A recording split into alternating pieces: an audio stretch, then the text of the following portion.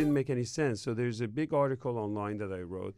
Now, whether the injury was done before or not, we're not going to have all the answers. And I think there's more questions that is to be answered here, and nobody has the final answer. But what we have is one of the most well-known and really a legendary forensic pathologist. Dr. Wecht is online with us, and I want to get his opinion. And in the studio, we have one of the most famous spine surgeons, Dr. Sean McCance, who was also a friend of mine from Mount Sinai, and now he does a lot of work at Lenox Hill Hospital, and he's a co-director of Spine Institute, and he's well-known, and I trust his judgment.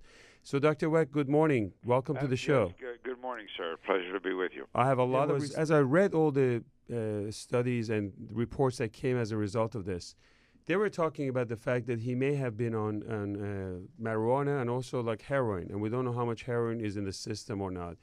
And also, he was asking for some sort of an inhaler. So, as a medical doctor, as a surgeon, the question that comes to mind is, does he have any kind of respiratory problem that he was grasping for air? Was heroin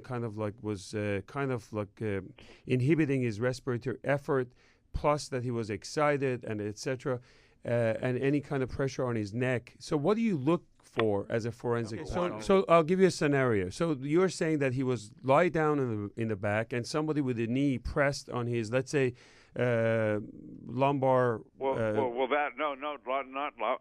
doubt that it's the lumbar. Thoracic. My understanding, I don't really know, sir, but I kind of thought that it's the cervical vertebrae because they keep talking about the neck, so I don't know. And of course, as you and your distinguished colleague there are fully aware, you know, with the C4-5, if you want to stay alive, you've got that innervation coming down there into the heart and lungs, and if that cord is damaged at that point, then, you know, you're not going to be able to breathe. That's right. So I said C1, C2 yesterday on Fox News. But let me go to, please stay with us. I'm going to go to Dr. McCance.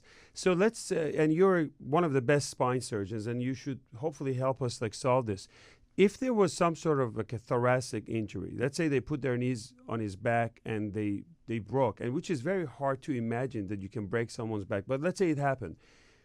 It would be most of the functions below that level. So he wouldn't be able to walk, or he would have some bowel issues or urinary issues, etc. Right? He's not going to die from that.